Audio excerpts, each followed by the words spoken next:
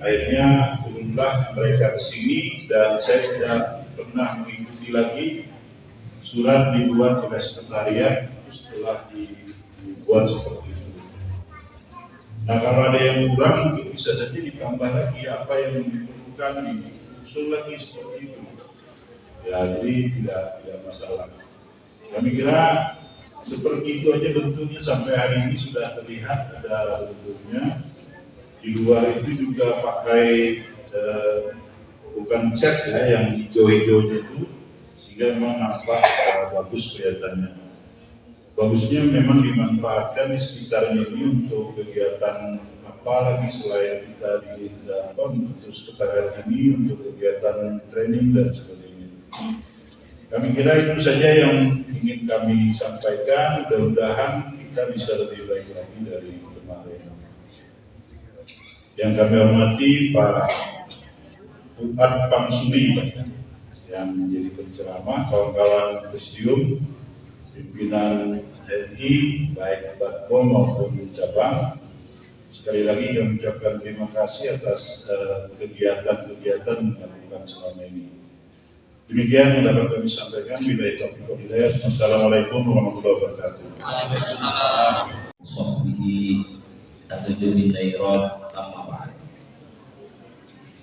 Setelah mengucapkan alhamdulillah alamin dan juga bersalawat kepada kita Rasulullah sallallahu alaihi wasallam,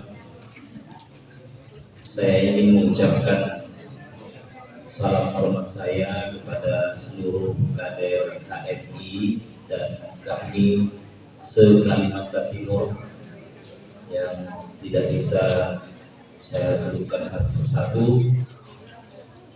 Saya sangat bergembira tentunya bisa hadir bersilaturahim dengan bapak-bapak, ibu-ibu, adik-adik sekalian dalam suasana penuh kegembiraan, keakraban, canda tawa yang tentu ini berkah dari bulan Rajab, bulan suci Rajab yang alhamdulillah bertepatan dengan milad HMI yang ke-76. Secara khusus saya ingin menyampaikan terima kasih kepada panitia yang sudah mengundang saya. Tentu ini berkat kakanda senior saya, Bapak Dr. Haji Nurjani MH, karena jujur Bapak-Bapak Ibu adik sekalian, saya sudah lama tidak menerima jadwal ceramah pengajian kalau Sabtu Minggu. Tapi untungnya panitia mencantumkan nama kakanda Nurjani. Jadi saya di SMS ini katanya rekomendasinya dari kakanda Nurjani. Wah, saya tak bisa tolak. Karena memang Sabtu Minggu itu saya sempatkan selalu untuk bikin konten. Nah, ini makanya mohon izin saya bawa kamera. Karena ditagih sama subscriber. Senin Jumat itu memang tugas negara sebagai ASN, sama dengan Pak Murjani. Ada juga di sini Pak Suwardi, teman saya. Karena kenapa saya selalu sempatkan di medsos itu Sabtu Minggu? Karena menurut saya pribadi, ya memang media sosial sekarang ini yang paling tepat ya, khususnya kami sebagai penceramah, ustaz, dai, kita bisa menyampaikan pikiran-pikiran kita terkait keilmuan Islam. Pengalaman saya kalau hadir pengajian di masjid itu yang hadir orang tua bisa dihitung jari. Tapi kalau saya upload di YouTube, penontonnya bisa sampai ratusan ribu, bahkan ada video saya yang sudah sampai jutaan viewers. Alhamdulillah. Jadi sekarang saya tidak malu lagi mengaku sebagai content creator atau YouTuber, meskipun dulu masih sering diolok-olok. Jangan lupa like, comment, share, dan subscribe. Tapi karena memang harus diakui impactnya yang luar biasa. Kasus yang viral terakhir ini kita ketahui karena media sosial. Pengadilan yang terviral sepanjang sejarah peradilan Indonesia. Tidak perlu saya sebutkan namanya. Maka pesan saya khusus kepada adik-adik yang saya tanya tadi, ada yang dari mahasiswa yang hadir ya, manfaatkan media sosial, TikTok, Instagram, Facebook, YouTube, karena harus diakui kemunculan paham-paham intoleran itu berkembangnya di media sosial, khususnya di YouTube. Jadi kita harus mengambil peran di situ. Karena apalagi kata pepatah, al-haqqu bila nidham yaghlibul batil. Ini loh, kebenaran kebaikan yang tidak terorganisir pasti kalah dengan kebatilan yang terorganisir. Jadi saat saya buat channel, karena saya cek channel YouTube-nya HMI Cabang Samarinda belum ada. Padahal ini tempatnya sudah luar biasa bagus, tempat untuk kita buka kajian-kajian. Saya siap jadi mentor supaya channel ini bisa semakin.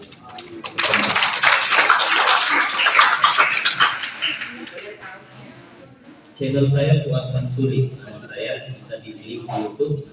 Jangan lupa like. Jadi kalau yang tadi di sini 100 berarti tambah lagi 100 subscriber saya.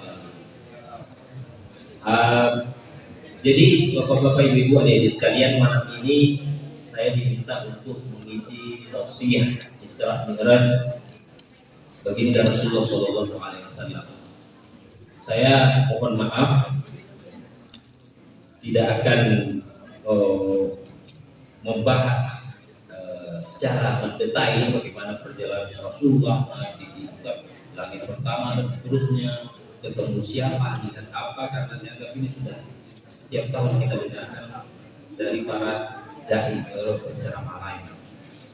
Apalagi memang kalau kita boleh jujur, Isra Mi'raj itu sendiri sebenarnya banyak kontroversi di kalangan para ulama, banyak perdebatan.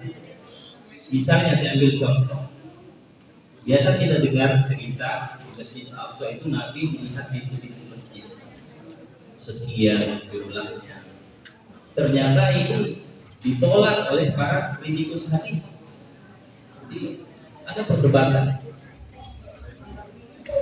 Kenapa ditolak terkait dengan pintu-pintu masjid ini? Karena pada masa itu belum ada bangunan masjid. Bangunan masjid itu baru dibangun kecil oleh Khalifah Umar. Kemudian baru dibangun masjid yang agak besar oleh Khalifah Abdul Malik di tahun 705. Jadi bagaimana mungkin Nabi melihat pintu-pintu masjid padahal bangunannya belum ada? Nah, jadi pembahasan Isra Mi'raj kita malam hari ini kita akan bawa ke ranah akademis kritis. Apalagi saya hadiri di tengah orang-orang hebat, para akademisi, ada guru besar juga. Mohon izin Prof. Jadi jamaah sekalian, bapak-bapak, ibu-ibu, paling tidak secara umum ada 3 kontroversi perdebatan mengenai Isra Mi'raj. Yang pertama, perdebatan mengenai terjadinya Isra Mi'raj itu apakah Isra Nabi langsung Mi'raj atau Isra baru ada jeda beberapa waktu, tidak langsung Mi'raj. Nah, ulama berbeda pendapat, kita tidak bahas. Kemudian yang kedua, mengenai kapan Isra Mi'raj terjadi. Nah, memang mayoritas ulama, banyak ulama mengatakan tanggal 27 Rajab seperti yang kita peringati hari ini.